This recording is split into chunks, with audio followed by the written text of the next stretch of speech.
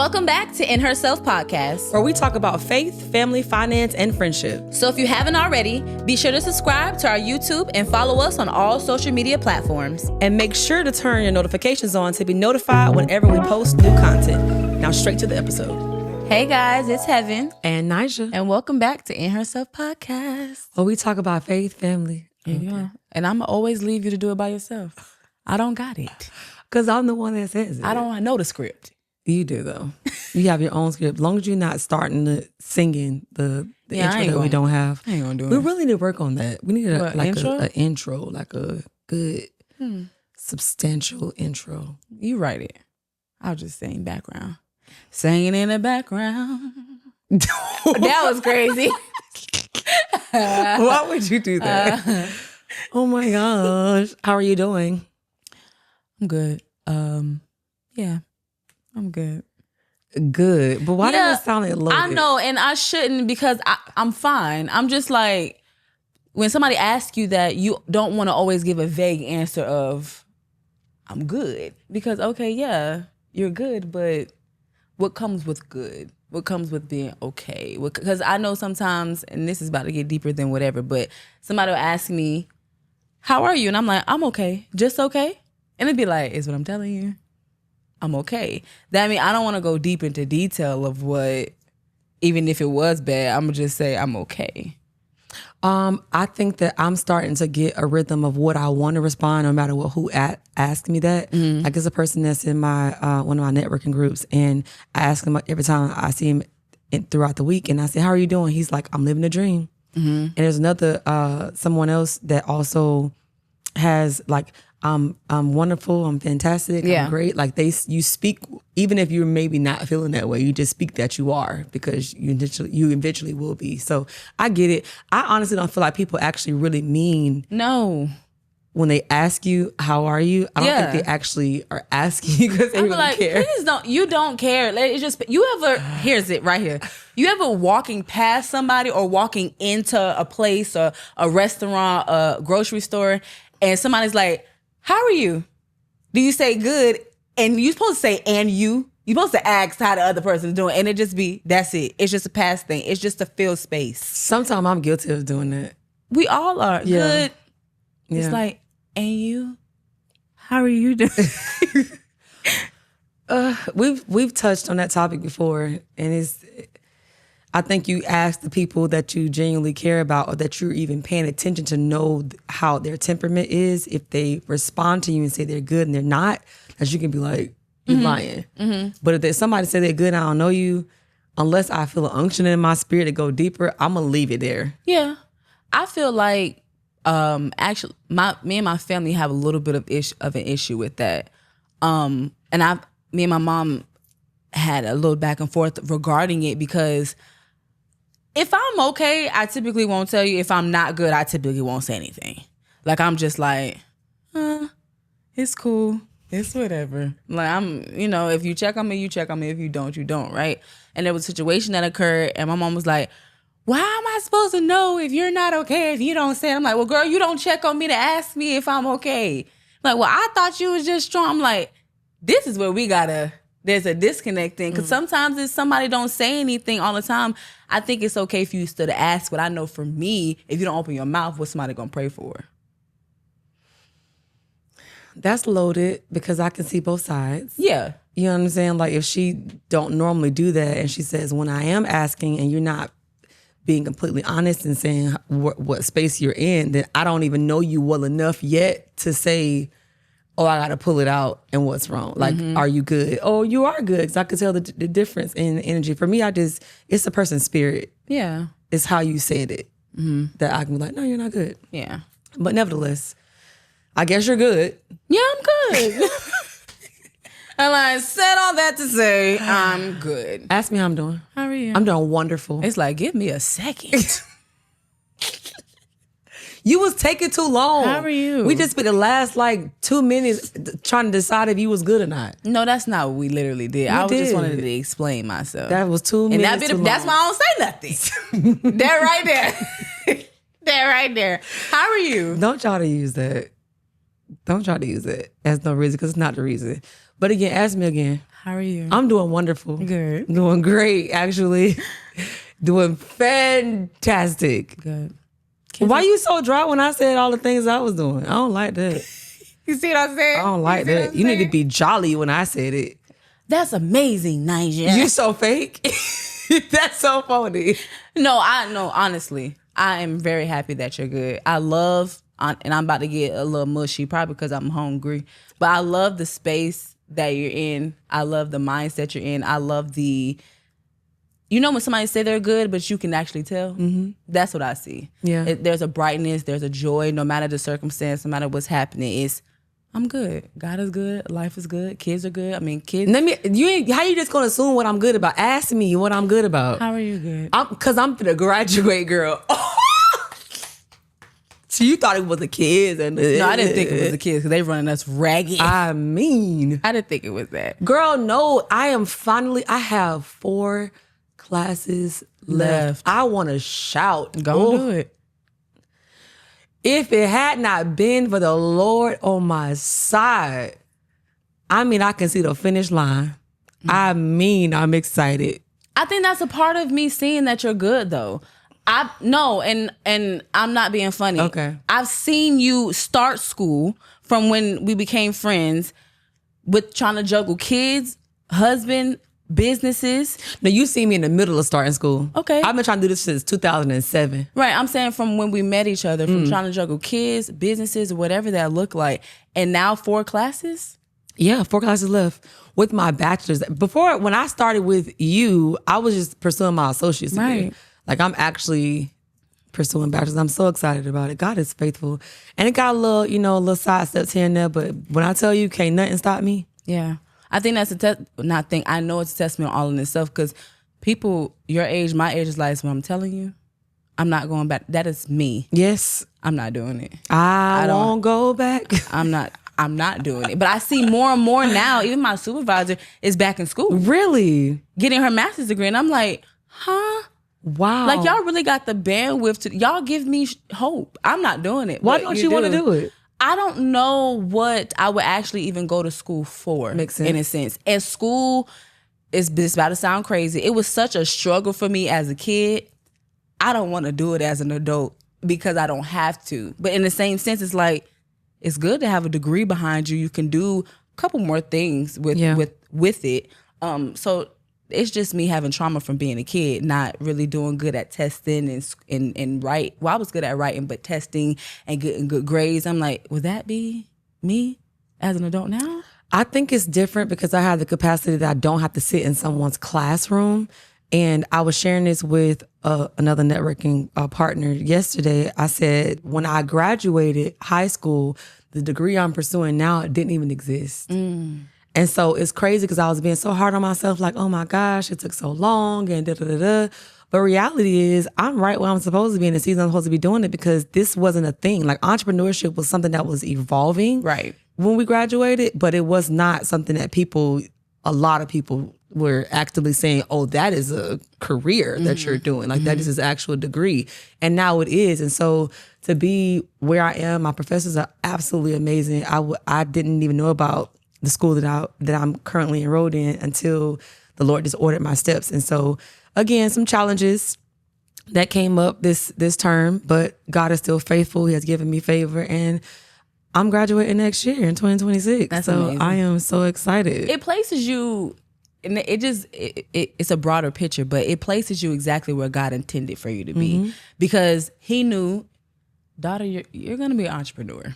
And what I'm telling you is you're going to want to graduate with this level of degree. If you would have did that back then, what would that look? Besides business, now I could have went to school for business and then gone back to do like a specialization of entrepreneurship or whatnot. But to do it all at the same time and not have to do this backwards and forwards. And I'm not gonna hold you. Let me finish and cross the stage, and so I can shout in my red bottoms. Right. And I'm gonna tell you if I'm gonna go get my master's, because what I'm telling you right now, I ain't doing it. Yeah. But I use that to say, like, we think, God, why not in this season?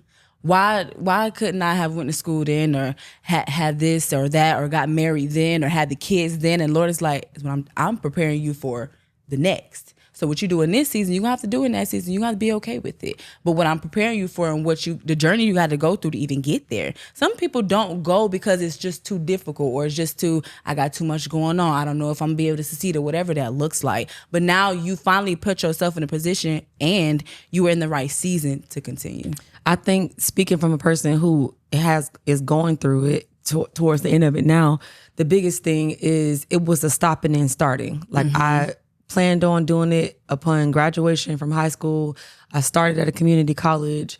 I ended up dropping out of community college. I ended up getting pregnant. I got married, the whole thing. Life started lifing. I started to go back, but I couldn't do both. I stopped again. I started again. I stopped again. I started again. It wasn't like a clean cut, okay, so I've been in school for the last some odd years. No, it was okay, so I got to take a season where I just can't do it right now, or I couldn't afford it. I've paid out of pocket. I've gotten grants. I have gotten scholarships, and I had to stop again. Like, it's really been a journey. And then never forget, a couple years ago, received a phone call from someone, and she was like, hey, I had a dream. And I shared this before in the previous podcast, but just kind of bringing it full circle. She's like, I heard the Lord tell you to try again. And I'm like, are you sure? And so I believe God. I believe God in His word. So I'm like, if this is what it's supposed to be, I'm gonna see what the end gonna be. Right. Yeah. So I did it. And in my pursuit, it literally He expedited a lot of the things, and I didn't have to take anything over or wasn't failing anything. I did 2 classes at a time. When I could do 3, I did 3. If I think I only did 1 semester, but I did 4.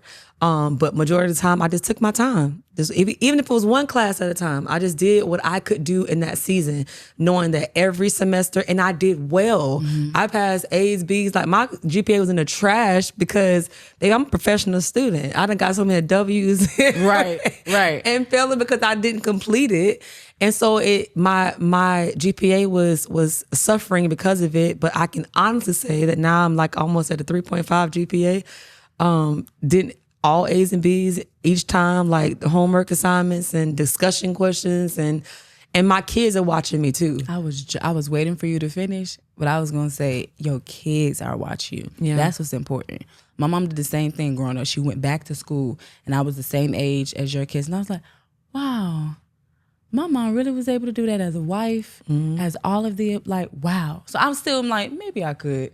But it's just not a drive. No, I think it definitely has to be something that you desire to do. What intrigues me is that what I'm learning about, I actually care about. Again, I tell my kids all the time, you don't go to school to find who you are. You go to school to sharpen who God has called you to be. That's good. And so if you're going to school to be a dentist, if it's a pastor, they have some clergy schools that you can go to. Whatever that thing is for you, go because that's your purpose, and fuel it to get educated in the area. I love business. I love entrepreneurs.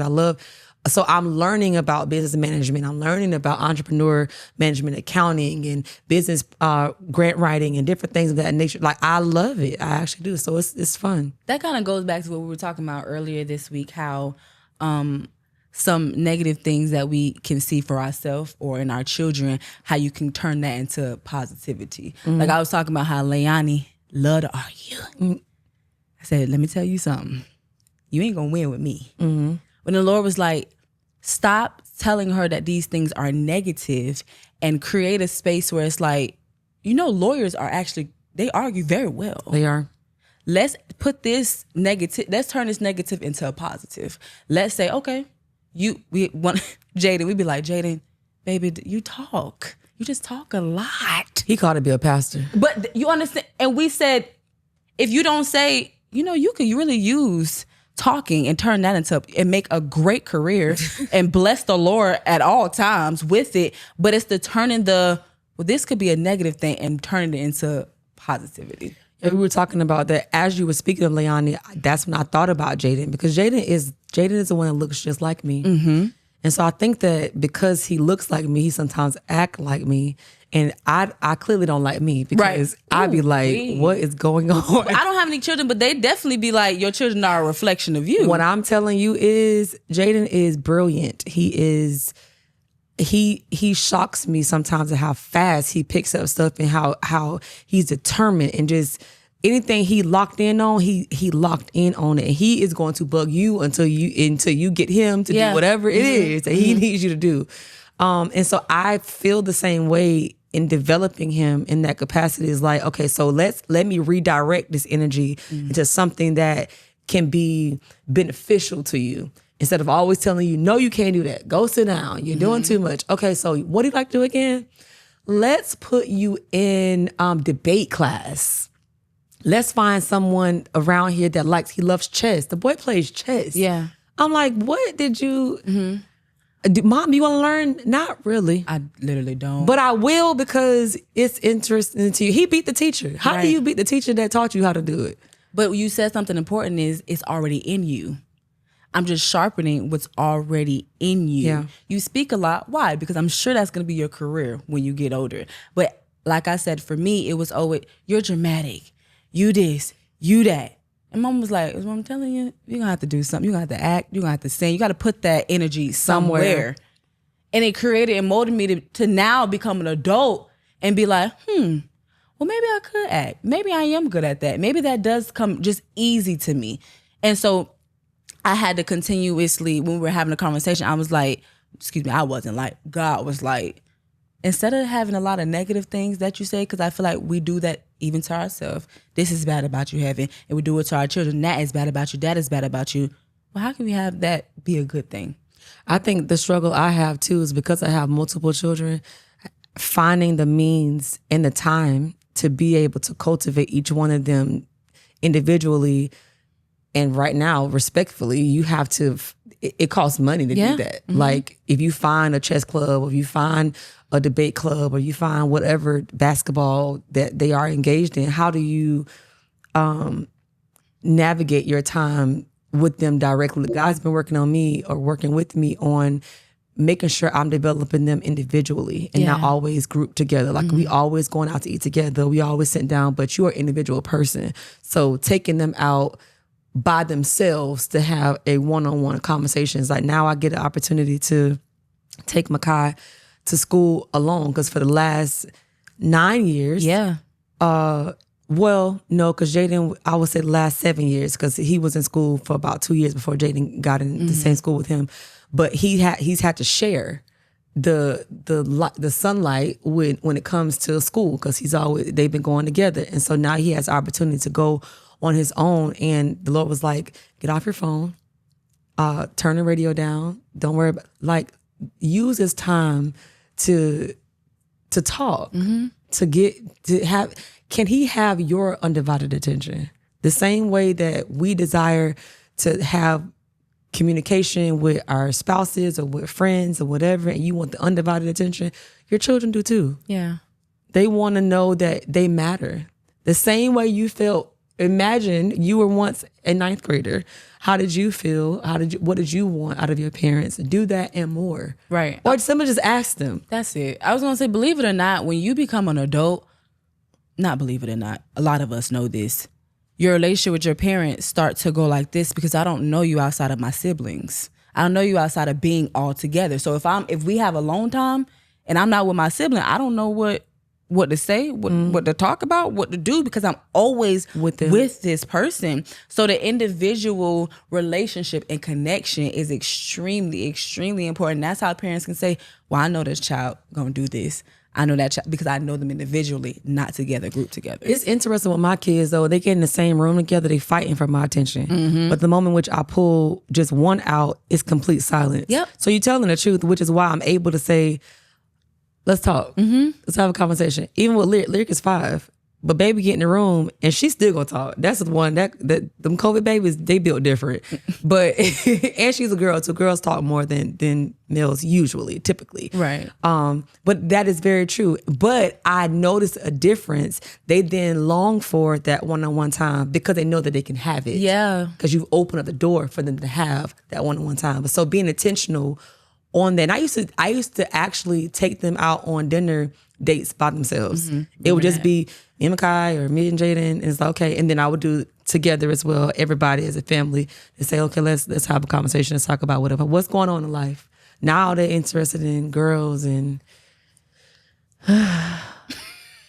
Different season of my life. But I think it's so important because when you become an adult, you think about the things that you wish your mom would have did or your dad would have did, or how life would have been if we did have these conversations, or how life would have been if we did sit down and just watch TV together. Yeah.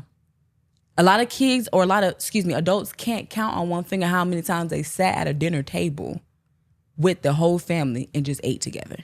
You know what blesses me too is that when we're doing that, because they're learning how we operate, how we communicate with each other, they are picking up habits, but it's good habits though, right? So something can be going on and they can tell like the energy's off, because kids are very sensitive to the spirit, whether we want to realize it or not. They're actually more sensitive than we are. They can discern. That's why when your baby don't want to be bothered with somebody, and I'm gonna just say this because maybe your spirit done changed, because Cassie didn't used to want to mess with you. Here we go.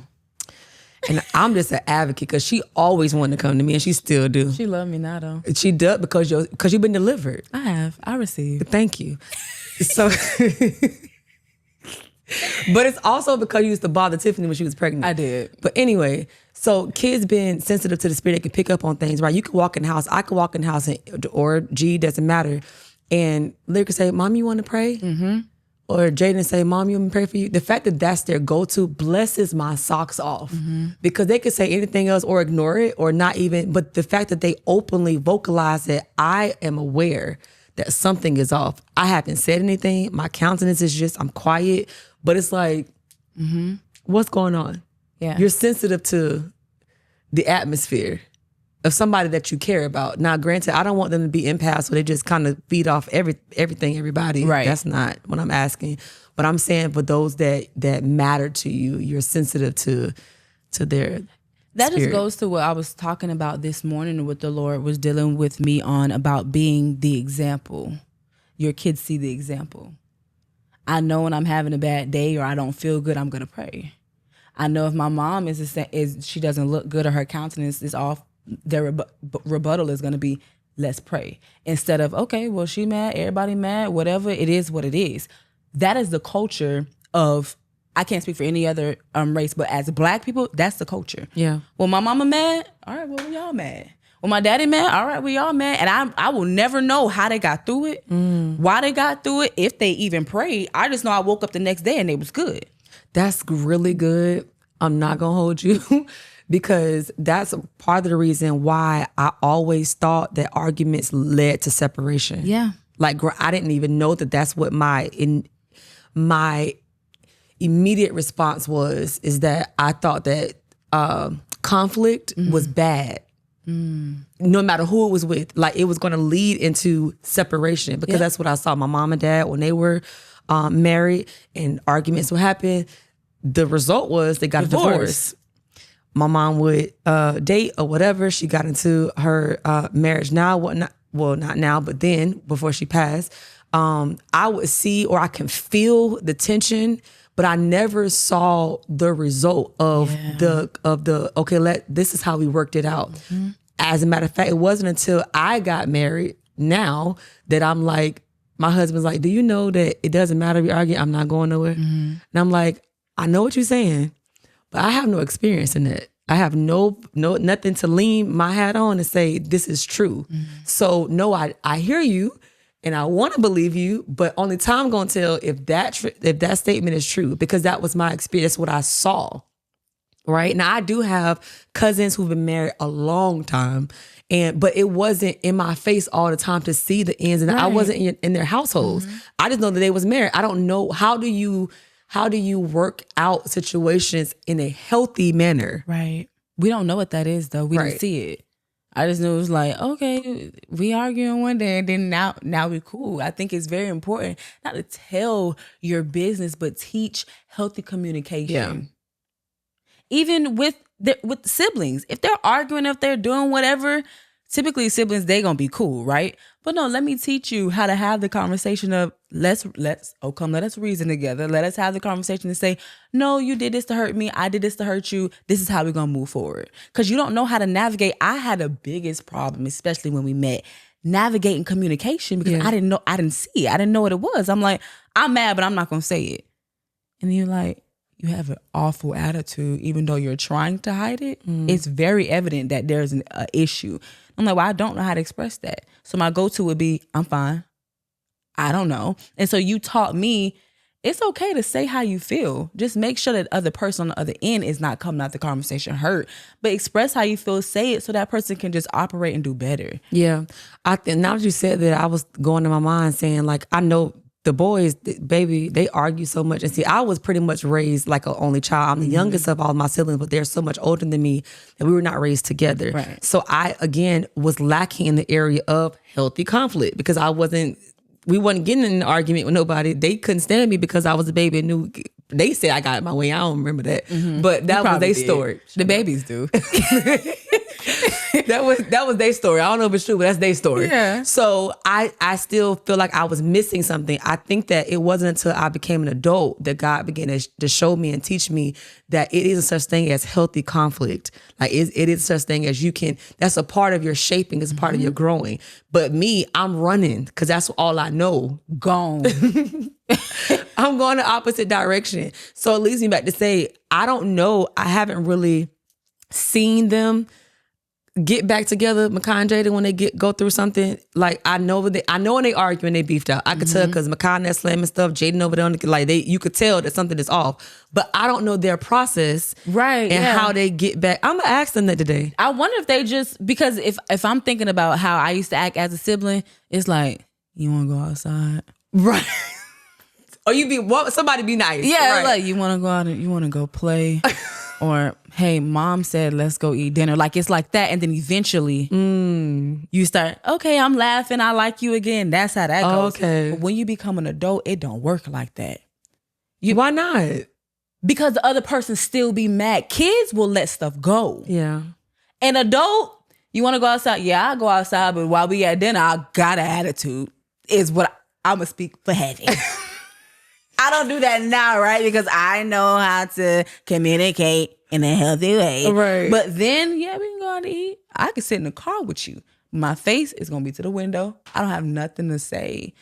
But I love you and I want to be in your presence. I just don't like you right now. That's really good. You know, I know what Lyric does. Lyric does something. And she comes to me, she says, Mommy, I apologize. Mm-hmm. She is the first... She said, I apologize. I am sorry. I didn't mean it. Do you forgive me? Mm-hmm. And I be saying, who taught you that? But you did. How do you? We say all the time, I be like, Nyja, I know you're not about to forget this, and it's biblical, right? I'm going to be honest with you. You're supposed to forgive and all this lovely stuff. Oh my God. I be like, I know you're not about to forgive somebody again. Yeah. I know you're not going to apologize even though you don't feel like you're wrong. Like you do that. And so believe it or not, your children see you do it, hear you do it, and act the same way. It melts my heart because I will be upset. She done did something, broke something, smashed something that happened. And I will escalate my voice and go, please go sit down. Mm-hmm. And she doesn't wait for time to go by. She comes back maybe a minute, maybe 2 minutes. And she's like, are you mad at me? Mm-hmm. And so now because of the sweet little voice that's 5 years old that comes asking me, I'm melting on the inside because I don't have it in me to just, you learning. I'm learning. So I know you don't have it together. Mm-hmm. And so you come in my office or you come in there and I'm like, Lyric, no, I'm not mad. But mommy is disappointed. I'm sorry. I apologize. I didn't. Do you forgive me? And I'm like, I want to be like, no, right? But you can't because of how she's coming to you and approaching the situation. It's so humble. Yeah. Which the Bible says a soft answer turns away wrath. Like if you come in meekness and you're humbling yourself and you genuinely are repenting in whatever it is, it's hard for anybody to keep being mad when it comes from a pure place. Mm-hmm. But that was always my issue. Like either I didn't say nothing or you gonna hear me. And what I mean hear me, you gonna hear me. But 9 times out of 10, it never turned out well. Yeah, I had to get to that place.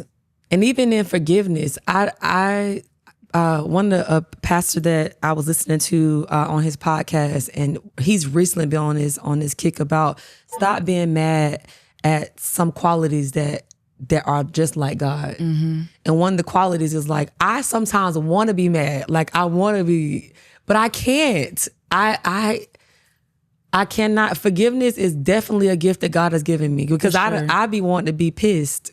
But you don't. I can't do it. Like I can't. I genuinely be like, I pray that I get to a point where I can forgive and I can soften my heart the way that you do. That's crazy. Because I have a list of people that I'm still like, oh my gosh. I'm like, 1 second. The list is ridiculous. You have a list? I don't think I forgave him for real. But you know what it is? What helps me, now that I think about it, I spend a lot of times literally in my prayer closet alone, right? I spend a lot of time weeping, like just getting it out and before the Lord. And it's been many times that God has told me, write it out, write the person's or the people's names out, write them out. And I want you to write a letter to them. What would you say? You could say whatever it is you want to say. But understand that you only gonna sit on this paper. You only gonna say it to me. And then I want you to remember, now that you got all this whole book out, now start another page. And what have you done against me? Well, that'll do it, folks. Because you just read me.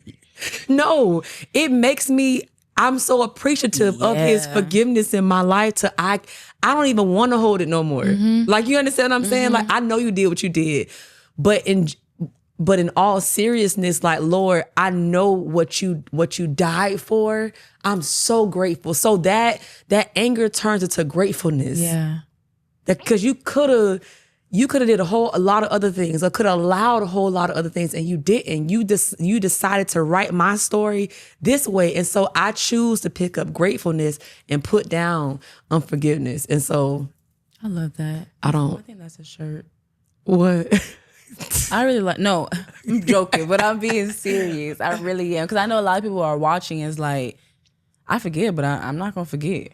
Or I hurt them or whatever, and we can move on. But like we said in the past episode, if it's still a trigger, if it's still bothering you, you're not really healed from it in that aspect. But you, baby, I'm learning. My kids teach me all the time. It's just the Lord teaching me. It's a submissive lifestyle. It is the journey that we live. I told you, I say this all the time. This is my shirt. My worship is my yes. That's what it is. It's my yes. It's not what I sing on any platform. It's not the podcast. It's not business. It is the best thing you could ever do for God is to tell him yes and mean it. Not yes when you feel like it, but a complete surrender, your complete obedience. There's a lot of people that believe God, but it's very few that obey him. That's good, sister. Praise God. I think we'll end on that. Okay. You gonna give God your yes? I am. It's like, wait, I'm saved. It's like, wait, I was about to rededicate my life. It's like, wait a minute. Listen, I do the sinner's prayer every Sunday. No, yeah. I said I give God my life. He can do more with it than I can.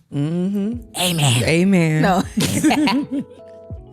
But as always, in herself, she is loved. In herself, she is beautiful. In herself, she is strong. See you next week. Go forgive somebody. In herself, she forgives. In herself, she forgives. No, outside, she need to forgive. Not on the outside? What you mean? You need to show that you forgave the person. Come on. Oh, that's a word.